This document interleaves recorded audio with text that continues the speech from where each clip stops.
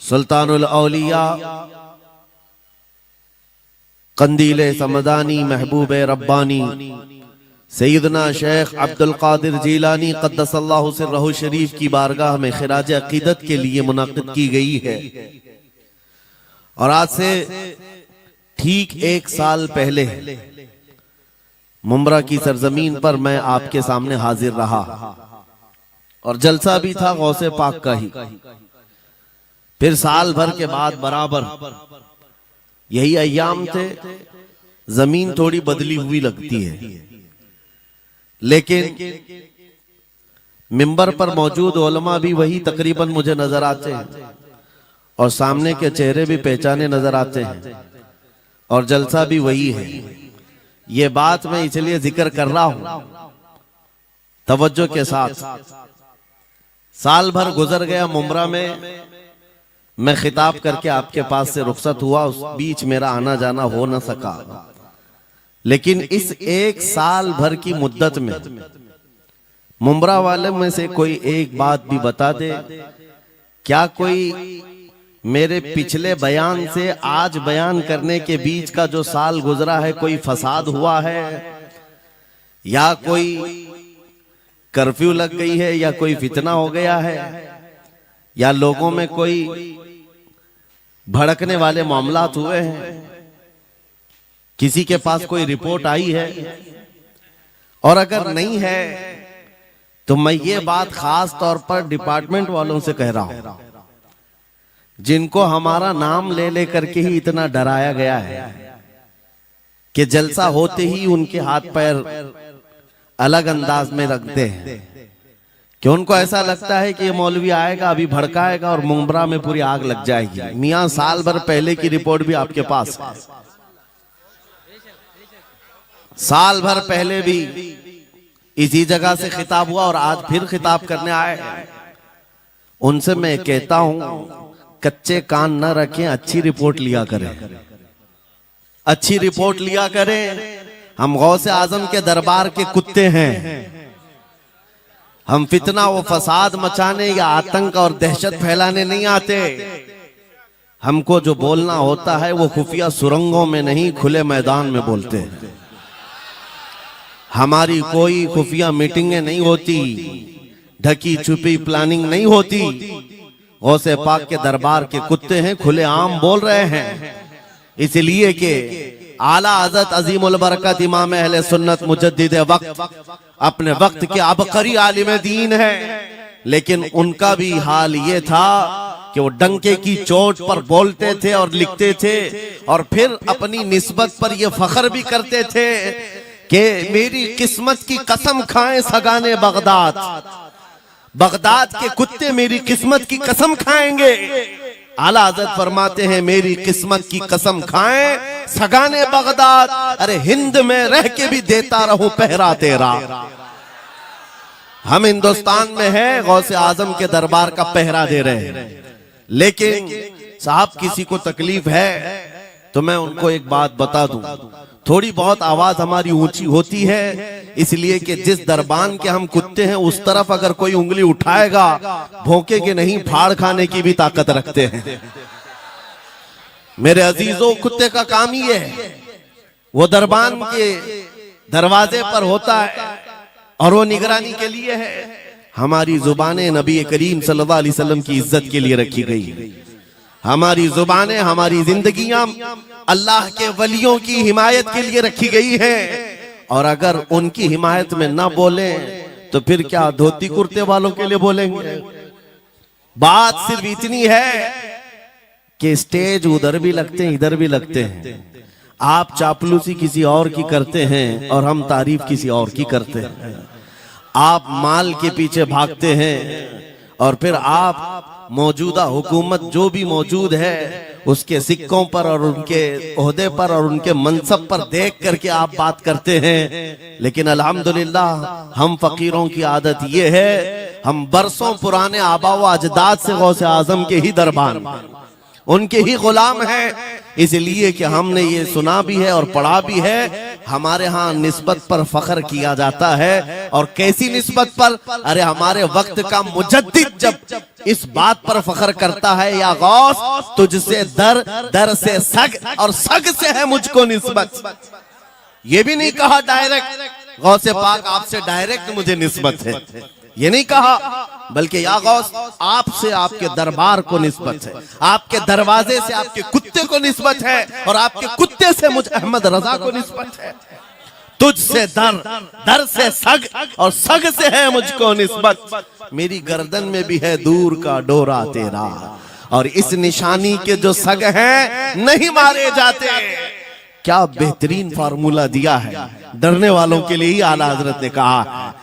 जो खौफ खाया करते हैं, खौफ न रख रजा जरा, तू तो है अब्दे मुस्तफा। आला हजरत फरमाते इस निशानी के जो सग हैं नहीं मारे जाते। सग फारसी लफ्ज है और कुत्ते को कहते हैं। कौन सी निशानी वाले सग नहीं मारे जाते?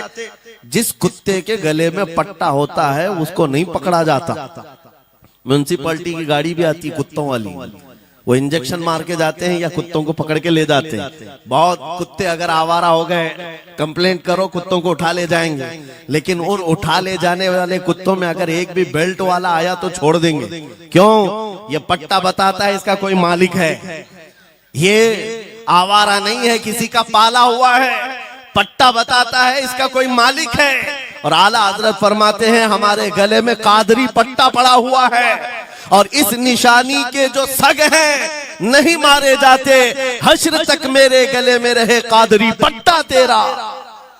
गौसे पाक का ये निस्बत का पट्टा पड़ा हुआ है। ये अल्हम्दुलिल्लाह हमें बहुत सारी चीजों से महफूज रखता है। हमें जाहिर सी बात है आज इसी बात पर फख्र भी है। लोग मौलाना साहब कह रहे हैं हक बात कहना इस जमाने में नहीं, हर जमाने में दुश्वार रहा है, हर जमाने में दुश्वार रहा है। लेकिन ऐ नौजवानों, अगर तुम्हें अपनी निस्बत पर यकीन है कि मेरा पीर गौसे आजम जैसा है, मेरी निस्बत मुस्तफा करीम सल्लल्लाहु अलैहि वसल्लम से है, तो फिर खौफ किस बात का, डर किस बात का? इसीलिए हम डंके की चोट पर बोलते हैं, क्यों दबे जिस पे हिमायत का हो पंजा तेरा, शेर को खतरे में लाता नहीं कुत्ता तेरा। अजीजा ने गिरामी वक़ार, आज सुल्तानुल औलिया गौसुल आजम की बारगाह में हम खिराज अकीदत पेश करने आए। जो बातें मैं अर्ज कर रहा हूं वो गौर से सुने। करामात ये औलिया इकराम की जिंदगी का हिस्सा है, अल्लाह की तरफ से उन्हें दिया गया। करामत क्या है? ऐसा मुहय्यरुल अक़ूल काम, अक्ल को हैरत में डाल देने वाला काम जो आम इंसान नहीं कर सकता, आम इंसान की अकल में ना आए। अल्लाह के वली से सादिर होने वाला ऐसा कोई काम, उसको करामत कहते हैं। लेकिन करामत औलिया इकराम की विलायत को साबित करने के लिए जरूरी नहीं। औलिया इकराम की विलायत को साबित करने के लिए करामत नहीं दिखाई जाती, शरीयत पर इस्तिकामत ये विलायत की अलामत है। अगर वो मजबूती के साथ हर जमाने में अपने दीन पर जमा हुआ है, वो अल्लाह का वली है, वो अल्लाह का वली है। आज भी हमारी कौम औलिया को ढूंढने पर लगी हुई है। सुनो, अल्लाह का वली ढूंढना चाहते हो तो ढूंढने के लिए निकलते हैं और पीछे पड़ जाते हैं, देखते हैं ये ठोकर मार करके सोने का सिक्का निकाल सकता है कि नहीं निकाल सकता है। औलिया को इन्हीं बातों पर आज भी लोग परखते हैं, सोचते हैं कि अभी बाबा आसमान पर उड़ेंगे तो मैं समझ लूंगा अल्लाह के वली हैं, पानी पे चल के दिखाएंगे तो मैं समझ लूंगा अल्लाह के वली हैं। मैं यहीं बैठा हूँ, अचानक मेरे पास पैसों का थैला खोल के दे दें, अल्लाह के वली होंगे।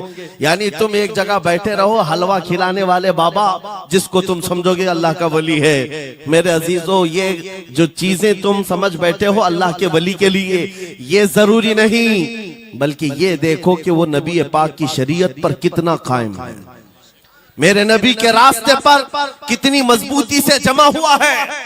मैं आपको पूछता हूँ, सैयदुश शुहदा इमाम अली मकाम इमाम हुसैन आजम से बढ़कर अल्लाह का वली कौन? अल्लाह का वली कौन है? सारे औलिया इकराम की निस्बत वहां जाकर खत्म होती है। उस हुसैन आजम को देखे करबला के मैदान में, अपने बच्चों की कुर्बानी के सामने भी जमे रहे, डटे रहे, करामत का इजहार नहीं किया, शरीयत पर इस्तिकामत लोगों को दिखाया। दुनिया में जैसी भी आफतें आ जाएं, मुसीबतें आ जाएं, अगर दीने मुस्तफा पर जमा हुआ है, इस्तिकामत के साथ खड़ा हुआ है, वो उसकी सबसे बड़ी विलायत है, वो सबसे बड़ा वली है। अल्लाह का वली वो है जो शरीयत पर जमा हुआ है, डटा हुआ है, कायम है। और करामात औलिया इकराम की जिंदगी का एक छोटा हिस्सा है, छोटा हिस्सा है। और इस्तिकामत ये बहुत बड़ा हिस्सा है।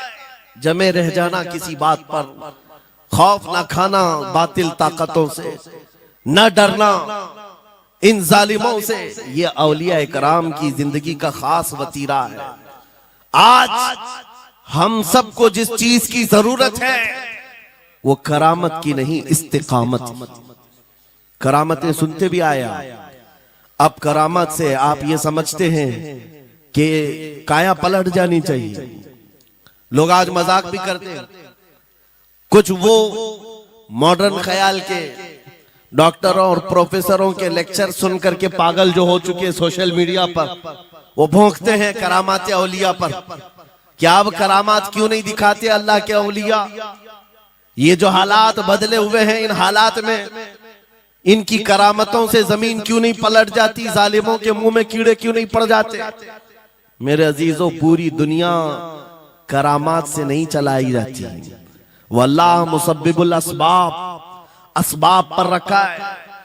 एक मशहूर जमाना बुजुर्ग हजरत मोहम्मद जाम रहमतुल्लाह अलैह बगदाद हलाकू के जमाने के थे। हलाकू बादशाह जिसने बस्तियों की बस्तियां वीरान कर डाली और इतने कत्ल कर दिया था, जहां से गुजरता था इंसानों की खोपड़ियां। उसका जब बगदाद पर हमला करने का इरादा हुआ तो बगदाद से कई मील दूर उसका लश्कर लेकर वो पड़ाव किया और अपने 2 सिपाहियों को बगदाद का मुआयना करने के लिए भेजा।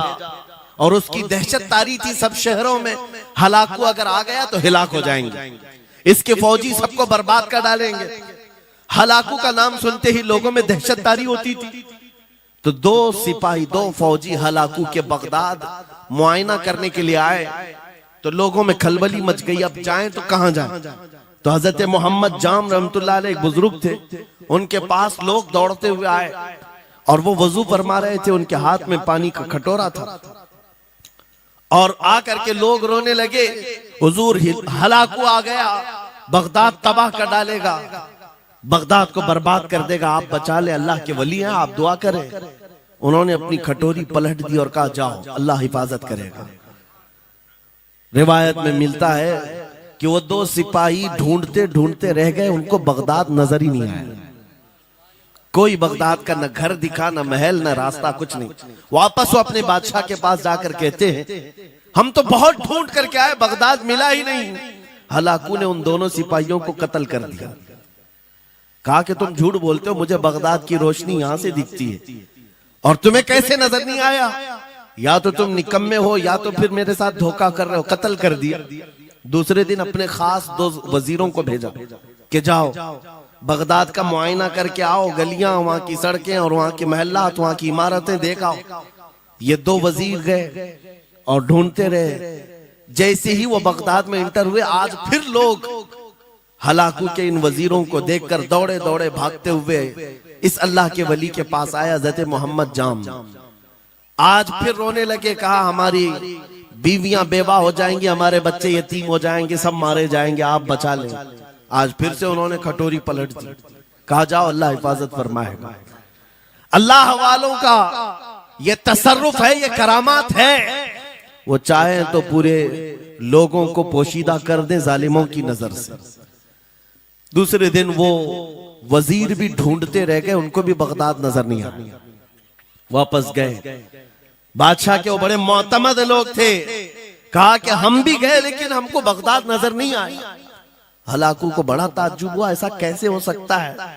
लोकेशन बिल्कुल सही है, हम सामने चंद मील के फासले पर है और इनको बगदाद नजर क्यों नहीं आता? तीसरे दिन उसने कहा कि अब किसी मुआयने की जरूरत नहीं, कोई जायजा लेने की जरूरत नहीं, हम डायरेक्ट जाते, फौज को तैयार करो। पूरी फौज को लेकर के जब तैयार होकर वो बगदाद के सरहद पर आकर खड़ा हो गया, उसके जंग का बिगल बजा और तबाही के आवाजें आने लगी तो आज लोग फिर दौड़ते हुए हजरत मोहम्मद जाम के पास आए और उनसे रो रो कर गिड़गिड़ाने लगे, कहा आज तो आफत आ गई, बड़ी बला आ गई। तवज्जो से सुनना मेरे अजीजों, आज आप अगर ना बचाएं तो सब तबाह हो जाएंगे, बर्बाद हो जाएंगे। आज आप अपनी कटोरी उठा रहे थे, उन्हें गैब से निदा आई, ए मेरे महबूब बंदे, कब तक तुम अपनी कटोरी उठाकर इनको बचाते रहोगे? इनको मोहलत दी गई थी अपने अमाल दुरुस्त करने की, ना इन्होंने तौबा किया ना अपने अमाल दुरुस्त किए, इनको इनके हाल पर छोड़ दो। अल्लाह के वलियों को हुक्म होता है अल्लाह का, अब इन्हें न बचाया जाए तो जाहिर सी बात है वो हुक्म इलाही के पाबंद है। उन्होंने वो कटोरी छोड़ दी। फिर हलाकू दाखिल हुआ बगदाद में और ऐसी तबाही मचाई थी कि पूरे बगदाद की सड़कों में सिर्फ खून ही खून था, तबाह बर्बाद कर दिया, ईंट से ईंट बजा डाली। इस वाक़े को मैंने पढ़ा, उसके बाद ये महसूस हुआ अल्लाह के औलिया कराम मदद जरूर करते हैं, लेकिन एक वक्त तक, जब वो वक्त आ जाए अल्लाह की तरफ से मना हो जाए कि ये कौम बड़ी सरकश है, अब इनकी मदद ना की जाए, तो फिर ये हाथ उठा लिया करते हैं और इनको हालात पर छोड़ दिया जाता है। अजीज़ान गिरामी वक़ार, औलिया कामिलीन की करामतों पर भौंकने वालों से भी मैं यही कहूंगा, वो चाहे तो पल भर में हालात हमारे बदल दें, चाहे तो जमीन को उलट पलट दें, लेकिन वो अल्लाह के हुक्म के पाबंद होते हैं। और लोगों के लिए ये बात है, नसीहत है कि जब ऐसे हालात आ जाएं, आप इधर उधर भागने की बजाय पहले अपने दिल की तरफ देखें, कहीं मेरे गुनाहों से दिल के धब्बे बढ़ तो नहीं गए, मेरा दिल सियाह तो नहीं हो गया। सच बताओ मेरे अजीजों, इतने सख्त हालात के बाद कितने लोगों को ऐसी तौफीक हुई कि रात का अंधेरा छा गया हो और तौबा करने का जज्बा बढ़ गया हो, रात के वक्त बैठ करके रोने लग गया हो। फिलिस्तीन के गज्जा के उन मुसलमानों की हालत सार को देखकर रूह अगर तड़पती है और तुम अपने अमाल की सेहत और दुरुस्तगी के लिए तौबा कर ले जाते हो, ये बहुत बड़ी नेमत है अल्लाह की। फिर तुम्हें किसी करामत के ज़ुहूर की जरूरत नहीं, तुम्हारा बदलना ही दुनिया के हालात को बदल देगा, सब बदल जाएगा। लेकिन अगर उन्हीं हालात पर बाकी रहे तो फिर करामत से भी तुम नहीं बदलोगे और ना हालात बदलेंगे, कोई चीज नहीं बदलेगी। इन्नल्लाह ला युगय्यिरु मा बिकौमिन हत्ता युगय्यिरु मा बिअनफुसिहिम। कुरान में मेरा मौला फरमाता है, बेशक अल्लाह ताला उस वक्त तक किसी कौम की हालत नहीं बदलता जब तक उस कौम को खुद अपनी हालत बदलने का ख्याल ना हो। हम अपनी जानिब से शुरुआत करें और फिर हालात खुद बदल जाएंगे, हालात खुद बदल जाएंगे। सरकार सैयदना गौसे आजम अब्दुल कादिर जीलानी रदी अल्लाह तआला अन्हु जिस हाल में बगदाद तशरीफ लाए थे, उस जमाने को याद करें, उस जमाने को याद करें। वो ऐसा जमाना था कि उस वक्त हक बोलना एक जुर्म हो गया था। शिया नवाज खलीफा मौजूद थे, हजरत अबू बकर हजरत उमर का नाम लेने पर भी मस्जिद के दरवाजे पर कोड़े मारे जाते थे। ये वो हालात थे, उलमा की जुबानें गंग थी, बोल नहीं पाते थे, खुतबा क्या देना है वो बिल्कुल स्क्रिप्टेड, जो खलीफा वक्त चाहे बस उतना ही। आज जैसे सऊदियों के यहाँ ये रिवाज है, बादशाह की हिमायत में और बादशाह जैसा चाहे वैसी मस्जिद का मौलवी भी बोलता रहे। शरीयत क्या कह रही है, मेरे मुस्तफा करीम सल्लल्लाहु ताला अलैहि वसल्लम की तालीमात क्या कह रही हैं, इससे क्या सरोकार, बस उतनी बातें करो जितनी उनके बादशाह की हिमायत की। ये दौर गौसे आजम के जमाने का भी था। उस वक्त हक बोलना एक बहुत बड़ा जुर्म था, उलमा को कोड़े मारे जाते थे। आपको पता है उसी बगदाद में सिर्फ एक हक बात का ऐलान करने की वजह से इमाम अहमद बिन हंबल को 300 कोड़े मारे गए थे। उनकी पीठ झुक गई थी, उनकी रीढ़ की हड्डी टेढ़ी हो गई थी। कोड़ा किसको कहते हैं, कोई रस्सी को नहीं, चमड़े का वो बेल्ट जिससे वो मारते थे तो जिस्म की चमड़ी लग करके आ जाती थी। 100 कोड़े में तो आदमी मर जाता था, कोई बच गया। 300 कोड़े खाए उस इमाम की बात कर रहा हूं जिसको मेरे नबी की 5 लाख हदीसें याद थी।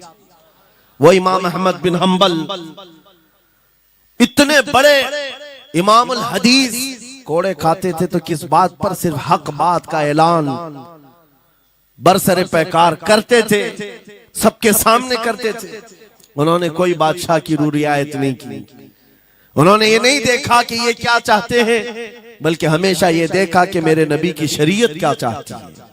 मेरे अजीजों, यही बड़ी करामत है।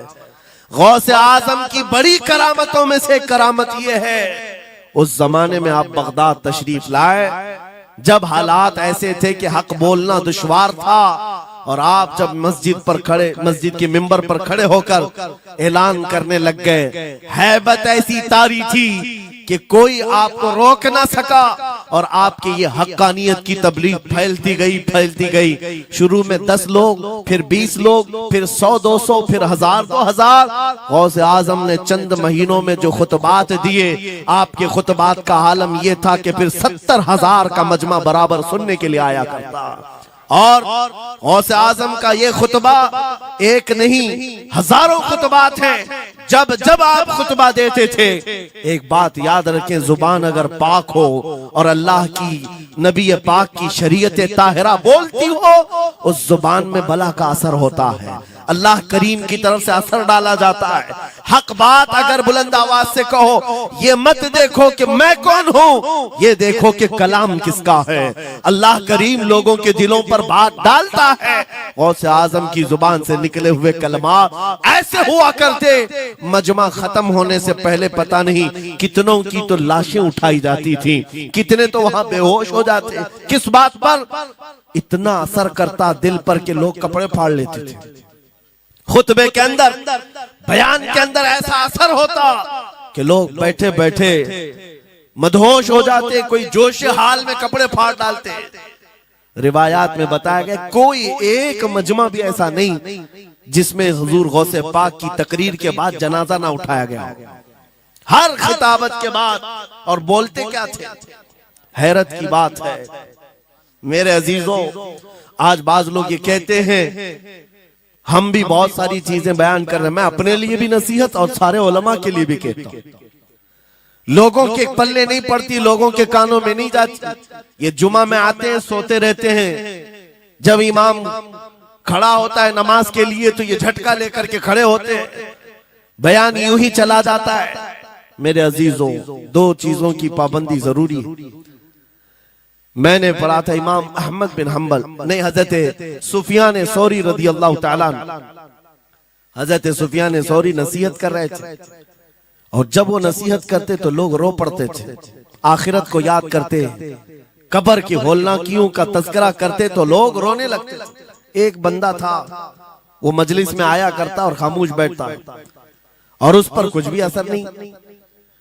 एक दिन उसने पकड़ करके पूछा हजरत सुफियान से, आप जब बयान करते तो लोग धाड़े मार मार कर रोते हैं, मुझे तो कुछ नहीं होता, मैं तो ऐसे ही बैठा रहता हूं। आपने क्या फरमाया? आपने ये नहीं फरमाया कि तू बदतमीज है, तू बदमाश है, तू बदअमल है। फरमाया 2 में से एक खराबी हो सकती है, या मेरा दिल खराब होगा या तेरा दिल खराब होगा, इसलिए कि मैं बात रसूलुल्लाह की कर रहा हूं, इसमें असर तो होगा ही। 2 में से कोई एक खराब होगा, ये नहीं फरमाया कि तू ही खराब। यहां पर हमारे लिए नसीहत है, बोलने वाली जुबान पाक हो और लुकमा हलाल का जाता हो, अल्लाह असर जरूर पैदा फरमाता है। सरकार गौसे पाक रदी अल्लाह ताला अन्हु मिंबर पर खड़े होकर बयान कर रहे हैं। क्या बयान कर रहे हैं? सुने। एक दिन आप हजरत अब्दुल जब्बार को बैठाए, अपने बेटे को, वो बयान करते रहे, उसके बाद उतर करके आगे कहा, अब्बा जान आप जो बयान करते हैं उसमें जो रिक्कत तारी होती है वो मेरे बयान में नहीं होती, आप बयान करें। गौसे पाक मिंबर पर खड़े हो गए, और सुनो 70,000 का मजमा है। गौसे पाक की तकरीर क्या है? डायरेक्ट शुरू फरमाते गौसे पाक, ऐ लोगों, मेरे घर में आज एक बड़ा हादसा हो गया। अपने घर का वाकया बयान कर रहे हैं। मेरे घर में आज एक अजीब हादसा हो गया। अब्दुल जब्बार की माँ यानी अपनी बीवी के बारे में कह रहे हैं, उनके बेटे हजरत अब्दुल जब्बार कहते हैं, अब्दुल जब्बार की माँ मेरे लिए दही मट्टी की हांडी में जमा कर रखी हुई थी, एक छीके से लटकाई हुई। गर्मियों के दिन थे, आज मेरी भी ख्वाहिश थी दही खाने की। मैं घर पहुंचा दोपहर के वक्त, दही की हांडी मेरी बीवी ने उठा करके दस्तरखान पर रखा था। मेरे पहुंचने से पहले ही एक बिल्ला आया घर में और पांव से झपटा मारा, वो दही का मटका गिर गया, टूट गया और दही पूरा जमीन पर बह गया। न माँ खा सका न मेरी बीवी खा सकी। इतना बयान करना था कि लोग ठाड़े मारकर रोने लग गए, कपड़े फाड़ने लग गए। लोगों के अंदर जोश हाल से कैफियत बदल गई। मेरे अजीजों, कोई अपने घर का वाकया बयान कर रहा हो कि दही की हांडी फट गई, दही बह गया, इसमें कौन सी ऐसी बात है रोने की? ये हमारे और तुम्हारे लिए हो सकता है। गौसे आजम का मजमा भी अहले दिल का हुआ करता था, वो बसीरत वाले लोग बैठते थे। गौसे पाक क्या बयान कर रहे थे? गौसे पाक के बयान का मतलब ये नहीं है कि अब्दुल उनकी बीवी दही की हांडी जमाई थी और उनके लिए खाने का इंतजार कर रही थी। गौसे आजम अपने वाकये से दुनिया की हालत बता रहे थे, ऐ लोगों, जिस तरह मेरे घर में आज मेरे खाने से पहले दही का मटका टूट गया और दही बह गया, सबकी हालतें तकरीबन ऐसी होती हैं। इंसान अपने लिए इतना कमाता है, माल जमा करता रहता है और जब उसके खाने का वक्त आता है, मलकुल मौत पंजा मारकर रूह निकाल लेता है और सारा माल उसका धरा का धरा रह जाता है, ना वो चख पाता है ना खा पाता है। गौसे पाक रज़ी अल्लाह ताला अन्हु ये दुनिया की हालात बता रहे थे। और मेरे अजीजों, आज भी वही हालात हैं हमारे, आज भी वही हालात हैं। हमने कमाने के लिए अपनी सेहत गंवा दी, रात नहीं देखा, दिन नहीं देखा, दौड़ते रहे माल हासिल करने के लिए। इतना जमा कर लूं, इतना जमा कर लूं, इतना जमा कर लिया, जब तक तो सेहत बिगड़ गई, शुगर भी आ गई, बीपी भी आ गई और ऐसी बीमारियां लग गई कि अब इनको ठीक करने के लिए जितना जमा किया था खर्चा करते रहो।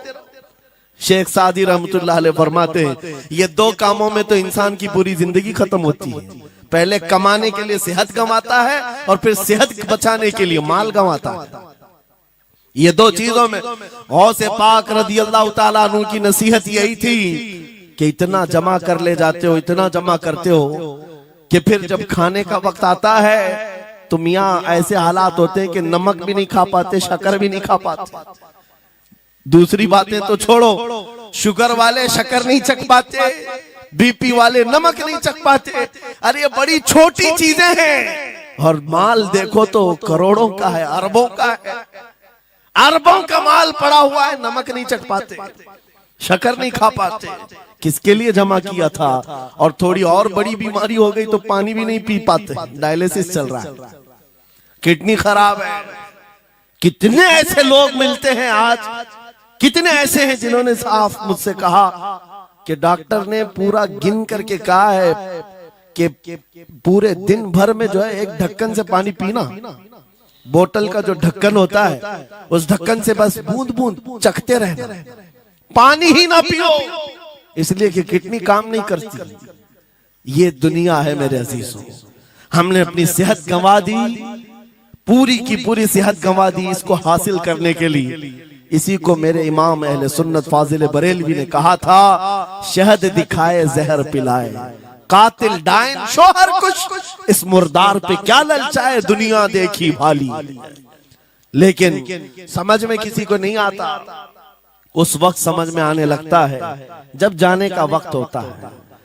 जाने के वक्त हालात ऐसे होते हैं, मैं अक्सर अपने टूर में देखता हूँ, उमरा पे जाते हैं, बगदाद पे जाते हैं, खूब आयश से रहते हैं, सबको पता रहता है प्लेन में सिर्फ 30 किलो का अलाउड है, लेकिन मार्केट में जाते हैं तो उनको कुछ खबर नहीं होती, सब खरीद रहे होते हैं। हो जाए, खरीद करके लाकर रूम में भर दिए और आज शाम में जाना है तो ठोस रहे हैं, इस बैग में उस बैग में नहीं घुसा, और उसके बाद फिर एयरपोर्ट पहुंचे तो कभी इसको रिक्वेस्ट कभी उसको रिक्वेस्ट, थोड़ा हमारा भी ले लो, थोड़ा हमारा भी ले लो। अरे वहां सबका 30 है, कोई लेने को तैयार नहीं। फिर खरीदा हुआ वहीं छोड़ करके हसरत भरी निगाह से देखते जाते हैं। किसी की खजूर छूटी हुई है, किसी के मुसल्ले छूटे हुए हैं, किसी के कपड़े छूटे हुए हैं। हर बार हम एयरपोर्ट पे देखते हैं, छोड़ करके जा रहे होते हैं, बड़ी हसरत से देखते हैं। मेरे अजीजों, ये कोई लतीफा नहीं, सेम यही हालात जब दुनिया से जा रहा होता है एक इंसान, मरने से पहले उसकी आंखें फटी रह जाती हैं। क्यों कहा गया है मरने के वक्त सबसे पहले उसकी आंखें बंद कर दो? क्योंकि वो अपना माल देख रहा होता है, अपनी औलाद देख रहा होता है, अपना घर बार देख रहा होता है। मैंने इसको बनाया था, इस तरह से कमाया था, इस तरह से इसको पाला था, ये सब देखता रह जाता है। उनमें से किसी चीज को उठा भी नहीं पाता, ले नहीं जा सकता। यहां तक कि ऐसी हालत होती है खुद जा भी नहीं पाता, दूसरों के कंधों पर सवार होकर जाना पड़ता है। ये दुनिया की हकीकत। गौसे पाक की तालीमात अगर पढ़ते रह जाओ मेरे अजीजों, तसव्वुफ का एक ऐसा किला है। गौसे पाक की तालीमात काफी है तुम्हें तौबा करने के लिए, दुनिया में दिल लगाने के लिए और उससे दिल हटाने के लिए। गौसे पाक की तालीमात काफी है। आपने फरमाया था दुनिया में ऐसे रहो जैसे कश्ती समंदर में चलती। कश्ती समंदर में चलती है यानी पूरे भरे हुए मौजों के पानी पर कश्ती चल रही है, लेकिन उसका कुछ बिगड़ता नहीं है। हाँ, अगर पानी कश्ती के अंदर आ गया तो फिर कश्ती के लिए खतरा है, डूब जाएगी। तुम दुनिया में ऐसी रहो कि तुम्हारे अंदर दुनिया ना आए। तुम दुनिया में हो, तुम्हारे अंदर दुनिया ना आ जाए। अगर तुम्हारे अंदर दुनिया घुस गई तो डूब जाओगे, फिर यहां से निकल नहीं पाते। मौलाना रोम इसी की मिलती जुलती बात कहते हैं मसनवी शरीफ में। जलालुद्दीन रूमी फरमाते हैं एक चूंटी को देखा, शहद का एक कतरा जमीन पर गिरा हुआ है। शहद का कतरा चिपकने वाला होता है, यानी उसके अंदर गम होता है। चूंटी करीब से आई, एक चुस्की ली, शहद को चखा और जाने लगी। फिर आई, पेट कहां भरता है चूंटी का मीठे से। अरे शहद तो पानी में भी रखो ऊपर से आके गिरती है, और शहद खाना है उसको। और दूसरी तरफ से आई, फिर गई, पेट नहीं भरा, चारों तरफ से उस कतरे को चाट चाट के गई। मौलाना रोम फरमाते हैं फिर चूंटी के दिल में ख्याल आया, मैंने हर तरफ से तो शहद को चक्कर देखा, टेस्ट एक ही है, बीच कतरे में कैसा टेस्ट होगा? कतरे के बीचों बीच शायद अलग टेस्ट होता है। तो चूंटी ये सोच करके कतरे के ऊपर चढ़ गई, जो शहद का कतरा था उसके ऊपर चढ़ गई। कहा ऊपर चढ़ करके मैं चुस्की लूंगी इसकी और चखूंगी। और जब चढ़ गई तो उसके सारे पैर हाथ उस पे चिपक गए। चूप्स तो लिया, शहद खा तो लिया, लेकिन वापस आने का कोई रास्ता ही नहीं था। सारे हाथ पैर उस शहद के गम में चिपक गए। चूंटी की उसी कतरे में मौत हो गई। मौलाना जलालुद्दीन रूमी फरमाते हैं इंसान यही करता है, माल कभी इधर से कमाता है, कभी उधर से कमाता है, हर जगह से देखता है, सारे टेस्ट ले लेता है, बाद में बड़े बड़े लोगों को देखता है, अरे नेताजी तो बड़े बंगले में, वहां कैसा ऐश होता होगा, कोई उस रिजॉर्ट में है, वहां कैसी मस्तियां होती होंगी, वहां भी जाकर देख लूं। ये वहां भी यहाँ भी करते करते घुस जाता है और दुनिया में ऐसा मसरूफ होता है, उसकी मौत आ जाती है, तौबा की मोहलत नहीं मिल पाती, उसी दुनिया में फंस जाता है। मेरे अजीजों, गौसे आजम की तालीमात ये हैं, दुनिया में ऐसे रहो जैसे कश्ती समंदर में रहती है, तुम्हारे अंदर पानी ना आने पाए। अगर तुम्हारे अंदर आ गया तो डूब जाओगे। इन तालीमात पर अमल करते हुए आज हम हालात देख सकते हैं, जितनी चीजें ने हमें बिगाड़ा है आज, वो दुनिया की मोहब्बत है, वो दुनिया की मोहब्बत है। मेरे आका सल्लल्लाहु अलैहि वसल्लम का एक फरमान मैं सुनाता हूँ, अबू दाऊद शरीफ की हदीस है। वो आज के जमाने में अगर मैं आपके सामने बयान करूं तो ऐसा लगे हमारे लिए ही बयान हुआ है। रसूल करीम सल्लल्लाहु अलैहि वसल्लम फरमाते हैं यूशकु अन तदाअ अलैकुमुल उमम कमा तदाअल अकिलतु इला कुसअतिहा। करीब एक जमाना तुम पर आएगा, तुम देखोगे कि सारी जमातें मेरी उम्मत पर टूट पड़ेंगी, ऐसे टूट पड़ेंगी जैसे भूखा बर्तन पे झपटता है। भूखा आदमी जैसे बर्तन पे झपटता है, ऐसे मेरी उम्मत पर सारी कौमें झपट पड़ेंगी। आज वही तो हालात है। आज वही हालात है, सबका टारगेट हम ही है, सबका निशान हम है। सहाबा ने पूछा उस वक्त, यौमइदिन नहनु मिन क़िल्लतिन या रसूल अल्लाह, ऐ अल्लाह के रसूल उस जमाने में हमारी तादाद कम होगी, ऐसा क्यों होगा कि सारे लोग हम पर झपट पड़ेंगे? नबी पाक फरमाते हैं, वलाकिन्नकुम कसीरून, नहीं तुम तो बहुत ज्यादा होंगे उस वक्त, गोसाअन का गोसा इस्साइल, लेकिन तुम्हारी हालत समंदर के झाग की तरह होगी। यानी समंदर का कफ झाग जो होता है हवाओं से उड़ जाता है, तुम्हारी हालत ऐसी होगी। तादाद तो बहुत होगी, लेकिन छोटी छोटी चीजों से बिलबिला करके भागने वाले लोग, ये प्यूरिटी नहीं रह जाएगी। फिर सहाबा ने पूछा, या रसूल अल्लाह सल्लल्लाहु अलैहि वसल्लम, ये ऐसी चीज हमारे अंदर क्यों आएगी? मेरे आका फरमाते हैं, वजह दो ही होगी, दो चीजें जब तुम्हारे दिल के अंदर आ जाए तो अल्लाह ताला तुम्हारे दिलों के ऊपर काफिरों का, दुश्मनों का रौब डाल देगा। तुम डरते डरते जीने लग जाओगे, खौफ के आलम में जीने लग जाओगे। वो दो चीजें क्या हैं? मेरे आका फरमाते हैं, हुब्बुद दुनिया व कराहियतुल मौत, दुनिया से बेइंतहा मोहब्बत करने लगोगे और मौत से भागने लगोगे।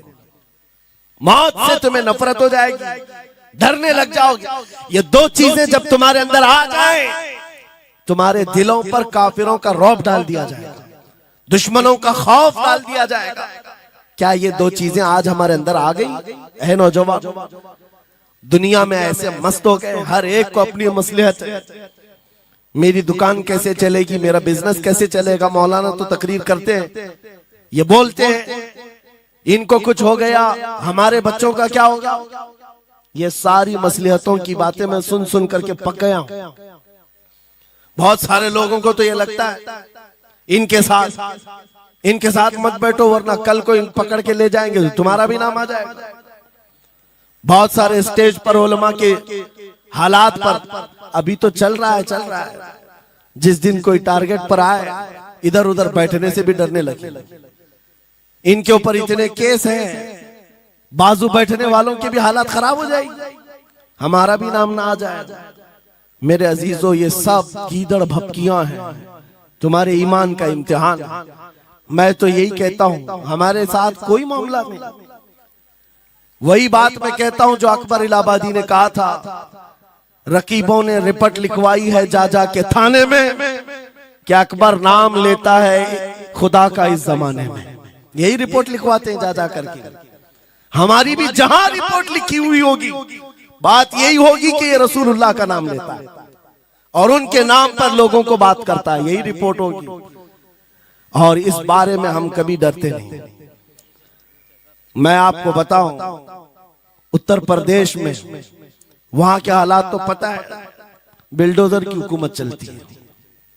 लेकिन मेरे अजीजों, एक मौलाना साहब ने कहा, आपके साथ जलसे में बैठकर मैं लब्बैक लब्बैक के नारे लगा रहा था, दूसरे दिन मुझे थाने बुला लिया और फिर मुझे बहुत ज्यादा मामला तो हो गए। कहा कि मौलाना तुम ही नारे लगा रहे थे। आप लोग ना डरे इंशाअल्लाह। यहां पर तो उन्होंने मुझसे कहा, मैं कहा क्या हुआ, फिर कुछ हुआ? कहा मुझसे कह रहे थे केस हो जाएगा, हालात बिगड़ जाएंगे, खराब हो जाएंगे। मैंने कहा फखर करो मौलाना इस बात पर, दुनिया चोरी करके थाने जाती है और तुम नबी का नाम लेकर जा रहे हो। कौन सा मसला है? बात सिर्फ इतनी है मेरे अजीजों, हम बोलते रहेंगे उस वक्त तक जब तक अल्लाह तबारक व तआला ने जुबान रखी है।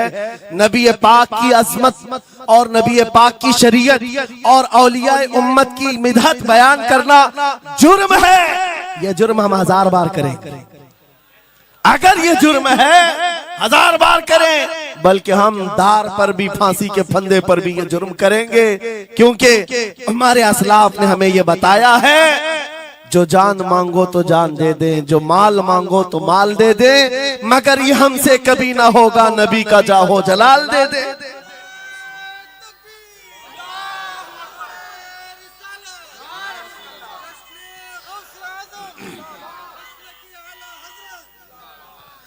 खामखा बेचारे हमारे रिश्तेदारों को डरा करके रखे लोग।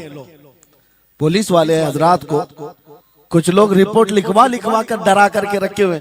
मैं आपको बता रहा हूं, एक साल में तकरीबन 170 के करीब जलसे करके आए। किसी एक जगह की भी रिपोर्ट निकाल करके बताओ कि हमने कहीं फसाद करवाया, हमने कहीं पर लोगों में माहौल बिगाड़ा हो, या पब्लिक भड़क करके एक दूसरे के जंग करने पर आई हो, कहीं नहीं। अगर कौम को, सोई हुई कौम को बेदार करना, तुम्हारे नजदीक भड़काना है, तो ये भड़काना तो बहुत अच्छा है मेरे अजीज। तो हमारा काम सिर्फ इतना है, हम उन नौजवानों से बात कर रहे हैं जो अपने नबी के फिदाई हैं, जो अपने नबी के आशिक हैं, और हम सिर्फ उस लौ को और बढ़ाना चाहते हैं जो इनके सीनों में जल रही है। इनके सीनों में किसी और की नहीं, मेरे मुस्तफा के मोहब्बत की शमा है। अगर वो मध्यम है, हम उसको तेज करना चाहते हैं। बस मेरे नौजवान से मेरा मुतालबा सिर्फ इतना ही है, किसी की जय विजय क्यों पुकारे, क्या गरज हमको, हमें काफी है सैयद अपना नारा या रसूल अल्लाह, हमें काफी है सैयद अपना नारा।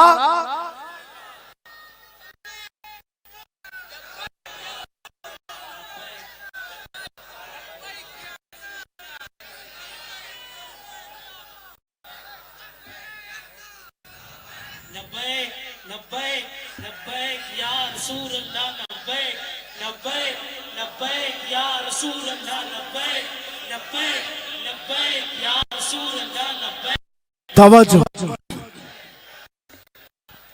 मुझे बताओ, मैं तो दूसरे वाकयात बयान कर रहा हूं, यहाँ आपके यहाँ करंट सिचुएशन, यहाँ लोग बैठे हुए भी हैं, रिपोर्टर भी होंगे और हजरात को देख रहे होंगे। मुझे मैंने अभी बयान में कौन सा भड़काया, ये जो कह रहे हैं अपने नबी को पुकार रहे हैं। मेरे अजीजों, तुम्हारे इन नारों से असल बात ये है, दुनिया को ये लगने लगा है ये जिसके गुलाम है उसके पूरे होने लग गए, तो फिर अच्छे अच्छों की कुर्सियां हिलने लग सकती हैं। इसलिए कि इस कौम की तारीख सबको पता है, ये वो कौम है, टल न सकते थे जंग में, अगर अड़ जाते थे पांव शेरों के भी मैदान से उखड़ जाते थे, हक से सरकश हुआ कोई तो बिगड़ जाते थे, अरे तेग क्या चीज, हम तोप से भी लड़ जाते थे। यह हमारी तारीख है, दुनिया को पता है, दश्तो दश्त है, दरिया भी न छोड़े हमने, बहरे जुल्मात में दौड़ा दिए घोड़े हमने। इकबाल ने कहा है, थमता न था किसी से सैले रवा हमारा, कुछ बात तो है कि मिटती नहीं हस्ती हमारी, सदियों रहा है दुश्मन दौरे जमा हमारा, बातिल से डरने वाले आसमां नहीं है हम, 100 बार कर चुका है तू इम्तिहान हमारा। इसी बात को लेकर के बोर के बिगाड़ करके पैदा किया जाता है। हालात खराब हो जाएंगे आपके बयान का, हालात खराब नहीं होंगे। ईमान अगर मजबूत हो जाता है तो हालात खराब कभी नहीं होते, हालात खराब नहीं होते। आज है सुन्नी मुसलमानों, गौसे पाक रज़ी अल्लाह ताला अन्हु की निस्बत अगर कामिल है, ये बात सुन लो, वक्त खत्म होने को आ गया, मैं अपने वक्त पर समेट लूंगा। आप मिंबर पर खुतबा दे रहे हैं, उलमा भी तवज्जो करेंगे, क्योंकि ये भी मिंबर पर खुतबा देने के लिए खड़े होते हैं और जुमा में मस्जिद पर माइक लेकर के बयान करते हैं, आधा घंटा पौना घंटा। अब तो हालात ऐसी आएंगे इनके साथ, अब तक तो ट्रस्टियों की चिट्ठियां आती थी, सदर सेक्रेटरी बोलता था मौलाना ये नहीं बोलना वो नहीं बोलना, अभी इसके बाद और आगे से भी आएंगे और चिट्ठियां आएंगी कि मौलाना अभी आपको क्या बोलना है इस जुम्मा में। ये डरे भटके हुए लोग जो उलमा की गर्दनों पर राज करते हैं, उनसे भी मैं कहता हूं, खोल दो, आजाद कर दो उन जुबानों को जो मेरे मुस्तफा की हैं, जो नबी पाक सल्लल्लाहु अलैहि वसल्लम की हैं। इनकी जुबानों पर ताले न लगाओ, या उलमा तुम्हारे दीन के मुहाफिज हैं, तुम्हारी नस्लों की शरीयत के मुहाफिज हैं। आज इनकी जुबानों को बंद करोगे, कल तुम्हारे बच्चे नबी का नाम लेने से घबराने लग जाएंगे, डरने लग जाएंगे। उलमा के गलों में और इनकी गर्दनों में रस्सियां न डालो। ये तो उन जालिम ट्रस्टियों से कहता हूं, बाकी उलमा से कहता हूं, अगर हालात ऐसे आ गए ठोकर मार दो इनकी नौकरियों को। एक दरवाजा अगर ये बंद करते हैं, मेरा मौला 70 दरवाजे और खोलेगा।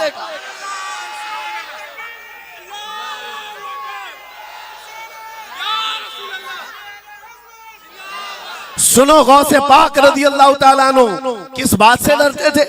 गौसे पाक का खुतबा बयान करने वाले मौलवी हजरात, उलमा सुने, गौसे पाक किससे डरते थे? उनको डराने वाला कोई ट्रस्टी था, कोई हाकिम था, बल्कि हालात ऐसे थे।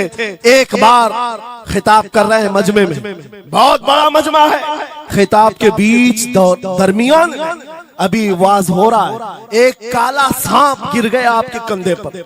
सांप गिर गया और गिरा ही नहीं, गिर करके फिर वो आपके गले के अंदर से दाखिल हो गया, आस्तीन में आया, आस्तीन में आया और फिर इधर आया। वो लौट लौट करता रहा। लोग जो मजमे में बैठे थे उन पर हैबत तारी थी, वहशत तारी थी। कोई जगह छोड़कर इधर उधर हो रहा है, लेकिन गौसे पाक का कदम डगमगाया नहीं, ना जिस्म के अंदर कोई हरकत हुई। आपका बयान कंटिन्यू जारी रहा, उसी तरह जारी रहा। वो सांप कभी आपके सामने आया, कभी इधर आया और घूम फिर करके वापस चला गया।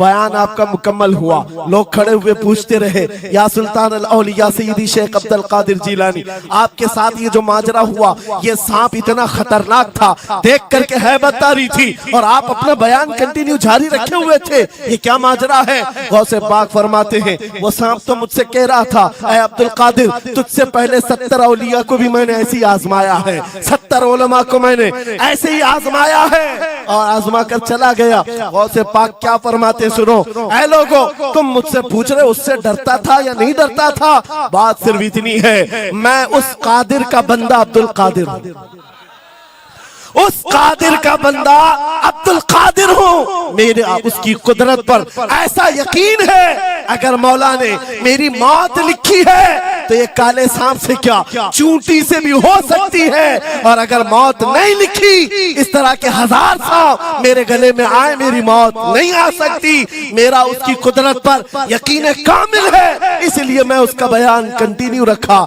जारी रखा। आज मैं यही कहता हूं, ऐ सुन्नी मुसलमानों और इन उलमा से भी, अगर हमारी मौत लिखी है, छोटे से हादसे से भी हो सकती है, और अगर नहीं है तो वक्त का प्राइम मिनिस्टर भी तुम्हारी गर्दन पर पैर रखे, मौत नहीं आ सकती, क्योंकि कादिर मुतलक मेरा रब्बुल आलमीन है। वक्त का बादशाह भी तुम्हारी गर्दन पर तलवार रखे, नहीं आ सकती। आपको पता है चंगेज की तारीख? चंगेज एक जालिम बादशाह गुजरा, बहुत बड़ा जालिम, जिसके सर पर 50 लाख लोगों के कत्ल का इल्जाम है। 50 लाख इंसानों का कत्ल मामूली है? उस जमाने का चंगेज, और वो मुल्क के मुल्क फतह करते हुए निकला था। एक जमाना ऐसा था मेरे अजीज, घोड़े पर बैठा हुआ चंगेज कुछ लोगों को, मुसलमानों को गिरफ्तार करके मैदान में खड़ा किया है और जल्लाद को बुलाया कि एक साथ सबकी गर्दनें उड़ाने लग जाओ। वो कितने लोग थे? 3 सफों में खड़ा किए हुए थे लोगों जिनका कत्ल होना था। लाइन से खड़े हुए हैं, सब अपनी अपनी बारी का इंतजार कर रहे हैं। जल्लाद तलवार लेकर आया और जब पहली सफ वालों को कत्ल करने लगा, वो गर्दनें उड़ा रहा था। एक बूढ़े मियाँ पहली सफ में खड़े थे, वो जल्दी से दूसरी सफ में चले, पीछे वाली सफ में गए। बादशाह चंगेज घोड़े पर बैठा हुआ खिलौने से खेल रहा है और ये मंजर भी देख रहा है और हंस रहा है। बूढ़ा यहाँ से उधर चला गया, पहली सफ का काम तमाम, पूरे कत्ल हो गए। दूसरी सफ में जब कत्ल का ऑर्डर आया तो जल्लाद फिर गर्दनें उड़ाने लगा। दूसरी सफ, दूसरी लाइन को कत्ल करने लगा जल्लाद। ये बूढ़े बाबा जो है तीसरी सफ में चले, पीछे और एक सफ थी, यहां से बचकर तीसरे में चले गए। दूसरी सफ भी उड़ गई। उसके बाद बादशाह चंगेज कहा मार करके कहने लगा, बाबा जी अब तो इसके पीछे कोई सफ नहीं, ये तीसरी थी, अब कहां जाओगे? बूढ़े मियाँ ने सर झुकाकर कहा अब भी मेरा अल्लाह है। ये यकीन होता है जहां तक बचना है बच लेंगे, और जब नहीं है, बाबा जी ने कहा अब भी अल्लाह है, हो सकता है। उस चंगेज ने कहा कि उड़ाओ अब इनकी गर्दनें। अभी जल्लाद तीसरी सफ को उड़ाने ही जा रहा था, अचानक चंगेज के हाथ से वो खिलौना नीचे गिरा जो खेल रहा था बैठ करके घोड़े पर। जैसे ही वो खिलौना उठाने के लिए नीचे की तरफ आया, उसका पैर जीन से निकल गया और घोड़ा अचानक बिदक गया, सरकश हो गया और घोड़ा सर पर दौड़ने लगा। और ये एक पैर इसका जीन में फंसा हुआ है और सर नीचे जमीन पर है। अब घोड़ा दौड़ता गया, पता नहीं कितने पत्थरों से इस बादशाह का सर टकराता रहा। घोड़ा किसी के काबू में नहीं आ रहा। सारे सिपाही, सारे फौजी इस घोड़े को पकड़ने के लिए पीछे भाग रहे, लेकिन घोड़ा दौड़ता गया, इतना दौड़ा कि उस चंगेज का सर फट करके भेजा बाहर, मर गया। बहुत दूर जाकर के घोड़ा एक जगह रुका। बादशाह की मौत का ऐलान इतना बड़ा था, सारे सिपाही, सारे फौज बादशाह को लेने के लिए हाजिर आए। मियां पूरी सल्तनत तहबतह हो गई, हुकूमत बदल गई, सब खत्म हो गया। और जो कैदी थे वो आजाद होकर जाने लगे। वो बूढ़े मियां कहते हैं बाकी लोगों से, क्या मैं नहीं कहता था अल्लाह अब भी हमारे साथ है। मेरे अजीजों, एक बात याद रखो, हमारे लिए दुनिया द एंड नहीं कर सकती जब तक मेरा मौला ना चाहे, अल्लाह ना चाहे।